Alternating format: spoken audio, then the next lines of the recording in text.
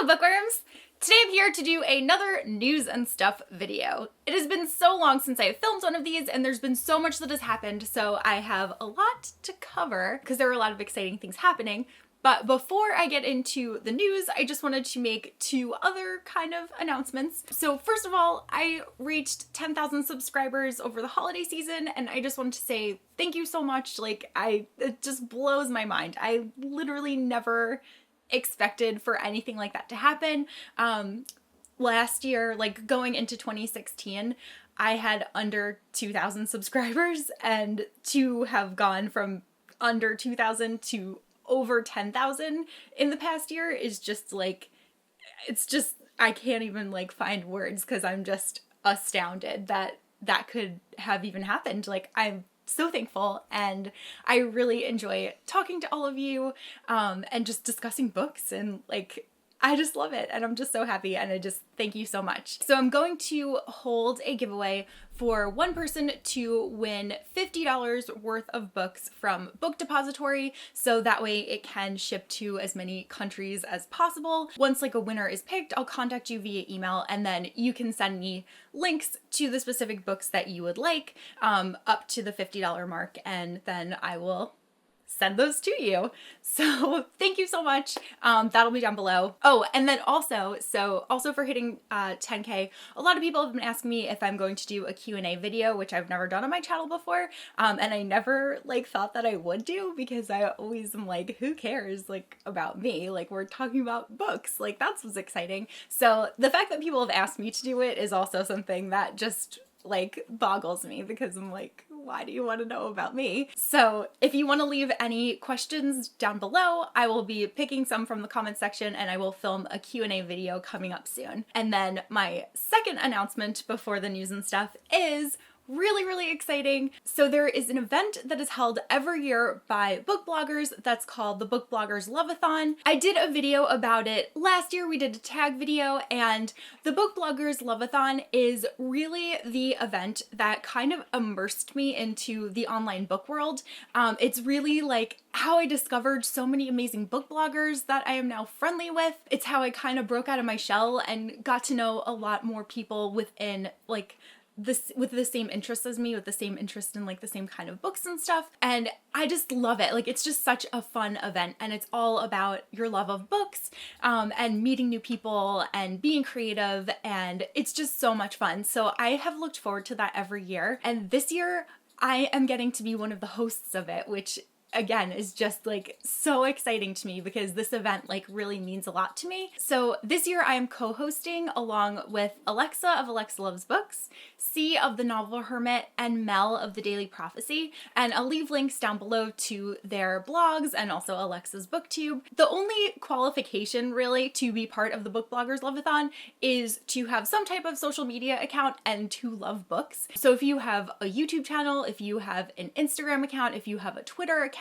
if you have a book blog, if you have a bookler, any of those things, you're totally welcome to participate. You can sign up from the link down below.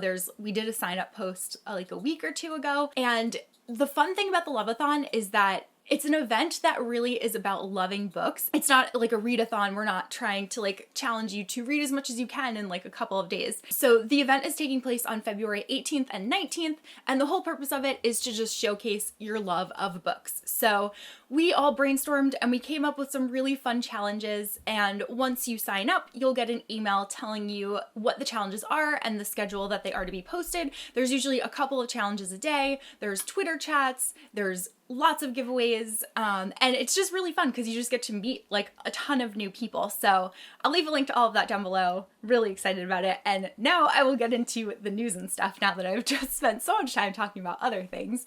But here we go. Okay, so the first thing that I want to talk about is the ACOWAR cover. I'm so excited that finally got revealed. I was waiting so impatiently. As soon as Bloomsbury announced that it would be coming out the next day, I was like checking social media nonstop, and then I had a crazy day at work, and thankfully Cassie texted me the cover because I wouldn't have seen it like as soon as I had wanted to. That just made my whole day. So it's so beautiful. I think it's actually my favorite of any of the A Court of Thorns and Roses covers so far. I just love that like dark green color, and then the dress. So there was somebody that did fan art of A Court of Thorns and Roses, and the dress on the third cover is actually like the dress that she drew in her fan art, and I just thought that was so cool. So I've been seeing that a lot online, and I just love it so much. I just think that it looks absolutely beautiful. Oh my gosh, I can't wait to read that, as I'm sure all of you feel the same exact way. Another piece of Sarah J. Maas news is that Goodreads has updated that there is now an official release date for Throne of Glass #6.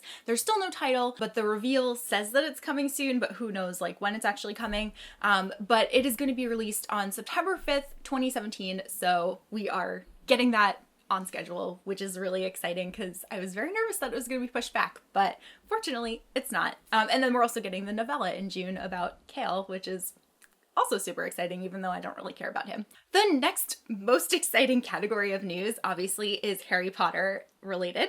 So first of all, the covers were released a little while ago, but they are coming out with a new collection of the Hogwarts textbooks. So there's a new cover for Fantastic Beasts and Where to Find Them, for Quidditch Throughout the Ages, and for the Tales of the Beetle Bard. And I'll show those up here, but I am obsessed with the new covers. They're so beautiful. They look so nice together. I think that the colors that they chose just like work really well with one another, and they really pop, and they're very modern. They're just beautiful books. So I obviously pre-ordered that. It's also been announced that there are going to be new covers for the Harry Potter books for the anniversary editions, but those covers have not yet been revealed, but we just know that they're on their way. So I'm eagerly awaiting those because I don't have enough copies of Harry Potter, like really.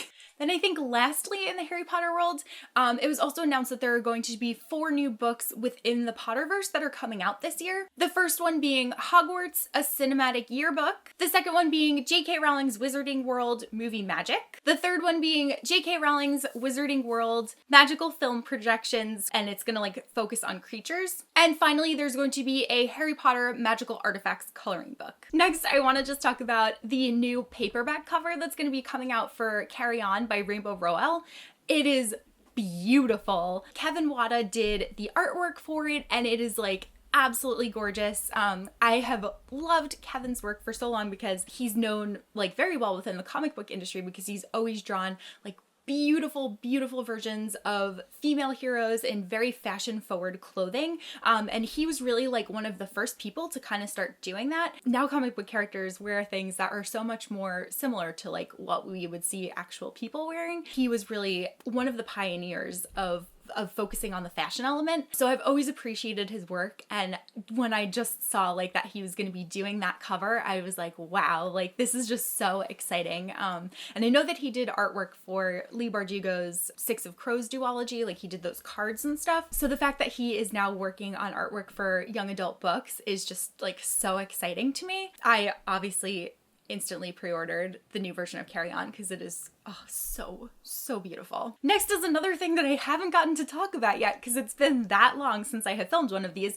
but obviously probably the most exciting news ever is that Lin-Manuel Miranda is going to be working on The Name of the Wind. He's gonna be doing like all of the songs and stuff, and I believe he's one of the producers for the show, and anyone who knows me knows that The Name of the Wind is like my favorite adult fantasy series of all time, and I need Doors of Stone immediately. Just like the combination of Lin-Manuel Miranda and The Name of the Wind is like the most exciting collaboration probably of all time. I remember shortly after I had seen Hamilton back in 2015, I was obviously stalking Lin-Manuel Miranda online because I was so just obsessed with all things Hamilton, as everyone who has seen the show has also, you've been there, you know what I'm talking about. So he had posted a photo on Twitter of himself like holding The Name of the Wind, and I was like, no way. This guy loves one of my favorite books. That's amazing. And he talked about how the scene toward the beginning of the play when Alexander Hamilton meets Lafayette and Hercules Mulligan and John Lawrence. That scene was inspired by the atmosphere at the Aeolian, which is obviously in like a huge part of The Name of the Wind because it's where Quoth goes and plays music. And I was like, whoa, I did not think that I could love Hamilton more, but I do. And now this news came out and I'm just like over the moon. The next bit of news is that we got a title for Stephanie Perkins's new book. It is a horror book, which is really interesting. It's called There's Someone Inside Your House. It's coming out, I believe, in the fall of 2017, and it sounds really, really good.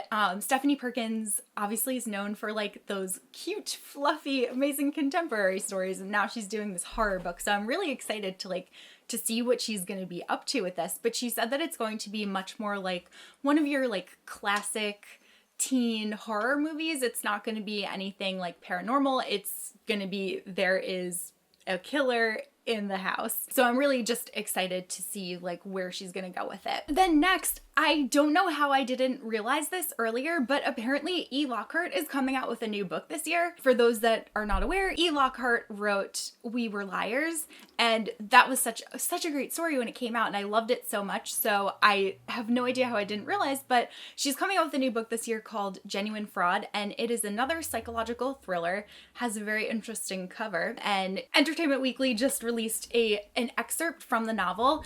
So I'll leave a link to that down below in case you want to read it. So it seems to be about this young girl who keeps reinventing herself and kind of taking on new personas and moving and just being all of these different people. It questions like how many times she's going to be able to do this and how many people she's going to be able to fool and for how long like she'll be able to keep this up. So it sounds really interesting. I'm sure there's like way more to it than is being released, judging on what happened with We Were Liars. So I'm really, really excited about that one. And lastly, I wanted to talk about all of the new, well, not all of them, but the ones that I'm excited for, the new Funko figures that are going to be coming out.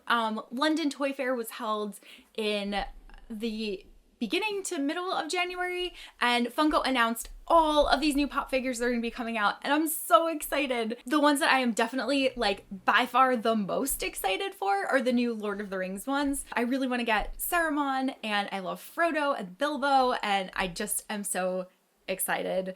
They're also doing an oversized version of the Balrog, and there is an invisible Bilbo. Oh, there's another Gandalf that's coming out, but I like my Gandalf with his hat. I don't think I need another one of those. So I'm really looking forward to those. There's also going to be Parks and Recreation Funkos, which is really exciting. And I need Leslie Knope and Ron Burgundy and April and Andy and everyone. I'm really excited for those too. There's also going to be Twin Peaks Funkos. There's going to be Funkos for the 100. There's going to be Funkos for Teen Wolf. And there's also going to be a Jessica Jones Funko and a Luke Cage Funko. So I'm really excited. They have like a lot of things that are upcoming. And I wouldn't be opposed to them announcing some new Harry Potter ones too. Yeah, I'm sure that they will be making more announcements in February because that's when the New York Toy Fair is. So I always look forward to those. So that is all that I have for this video. This is a much longer news and stuff video than I normally post because I just had so much to cover and to thank you like a million times for everything. So just to do like a little quick recap, you can leave questions down below if you want me to answer them in my upcoming Q&A video. You can enter the giveaway for books up to $50 worth from Book Depository. You can sign up to participate in the Love-A-Thon, which is going to be again on February 18th and 19th, which is also fun because it's President's Day weekend, so it'll be a nice long like 3-day weekend of just book love. And I think that's everything. And then let me know anything else that you're excited about. There were a couple of other things that I wanted to talk about, but I decided to cut them out because this video is already a little bit longer than normal. So sorry about that, but thank you again, and I will talk to you guys soon in a new video. Bye!